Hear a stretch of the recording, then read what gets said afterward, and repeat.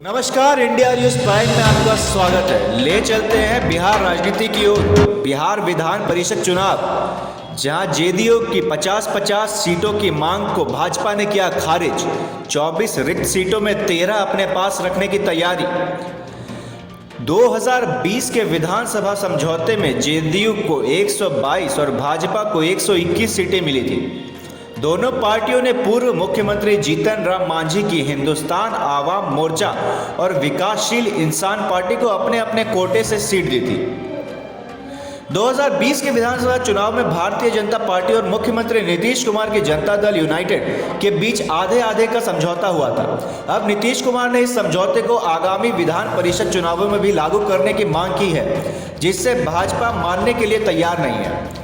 इन चुनावों के लिए अधिसूचना जल्द ही जारी होने की उम्मीद है। विधान परिषद में इस समय 24 सीटें रिक्त हैं। जेडीयू के संसदीय बोर्ड के अध्यक्ष और पूर्व केंद्रीय मंत्री उपेंद्र कुशवाहा ने मंगलवार को 50-50 सीट की मांग उठाई थी।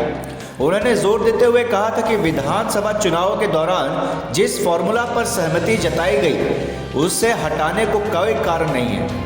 लेकिन मीडिया रिपोर्ट्स के अनुसार भाजपा नेताओं ने कहा है कि आगामी विधान परिषद चुनाव के लिए पार्टी नीतीश कुमार इस मांग को स्वीकार करने वाली नहीं है।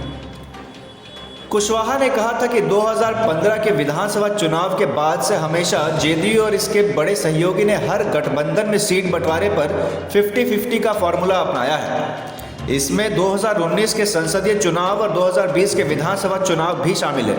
इसलिए हम उम्मीद करते हैं कि इस बार भी वे इसी फॉर्मूला का अमल करेगी। लेकिन चर्चा यही है कि भाजपा इस बार सीट बंटवारे के इस तरीकों को अपनाने में विचार में नहीं है। 2020 में इस समझौते के तहत जेडीयू को 122 और भाजपा को 121 सीटें मिली थी। इसके अलावा दोनों पार्टियों ने जीतन राम मांझी की हिंदुस्तान आवाम मोर्चा और विकासशील इंसान पार्टी को अपने अपने कोटे से सीट दी थी।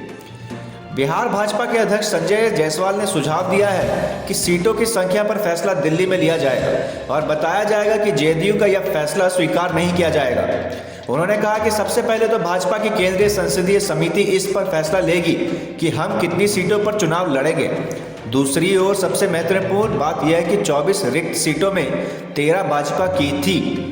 राज्य के उप मुख्यमंत्री तारकिशोर प्रसाद ने भी कुशवाहा की मांग को एक तरह से खारिज किया है। उन्होंने कहा कि कुशवाहा के बयान का कोई महत्व नहीं है। यह पार्टी का शीर्ष नेतृत्व तय करेगी कि कितना सीटों पर उम्मीदवार उतारना है।